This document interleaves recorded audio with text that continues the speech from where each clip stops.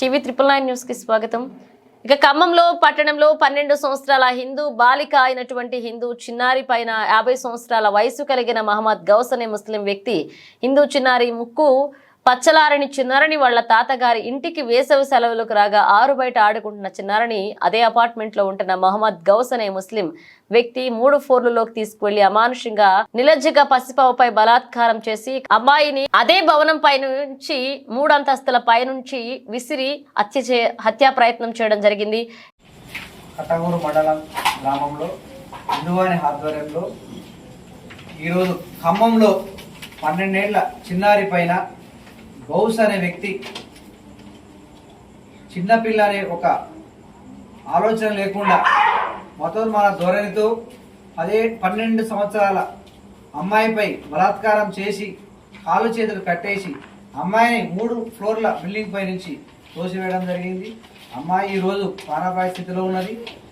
ఇటువంటి సంఘటన హిందూ సమాజమే జరుగుతున్నా కూడా కనీసం ఏ పార్టీలు కూడా ఏ వర్గాలు కూడా ఈరోజు ప్రశ్నించడం లేదు. ఇది హిందువులు గుర్తించాలి.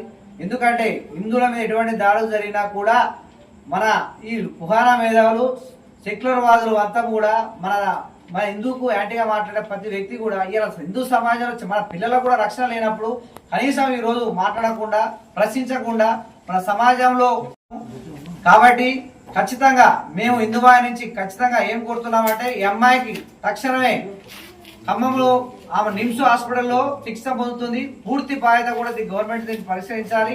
అదేవిధంగా జ్యుడిషియల్ కస్టడీలో వీడికి ఉరిశిక్ష పడే విధంగా ఆ గౌస్ అనే వ్యక్తిని ఖచ్చితంగా ఉరిశిక్ష పడే విధంగా ప్రభుత్వం చర్య తీసుకోవాలి. అదేవిధంగా హిందూ అమ్మాయిల మీద కానీ హిందువుల యొక్క ఎటువంటి ఒక మహిళల మీద ఎటువంటి దాడులు జరిగినా మునుముందు మాత్రం ఖచ్చితంగా మేము కులాలకు పార్టీలకు అతీతంగా హిందువులు ఏకమై ఖండిస్తామని ఆలోచన చేస్తున్నాం. అదేవిధంగా ఈ అమ్మాయికి ఆర్థికంగా కూడా వీళ్ళ యొక్క ఫైనాన్షియల్ గా వీళ్ళ యొక్క కుటుంబానికి ₹1 పరిహారం ఇవ్వాలని ఈ అమ్మాయికి ఏమంటే న్యాయం చేయాలని, లేకుంటే మేము దేశవ్యాప్తంగా రాష్ట్ర వ్యాప్తంగా మండల స్థాయిలో కూడా పెద్ద ఎత్తున మేము ఉద్యమం కొనసాగిస్తామని ఈ వ్యక్తి ఇటువంటి ఆలోచన ఉన్న వ్యక్తులను ఖచ్చితంగా శిక్షించి వీళ్ళకు మరణశిక్ష వేయాల్సిందిగా కోరుతున్నాం. జై శ్రీరామ్.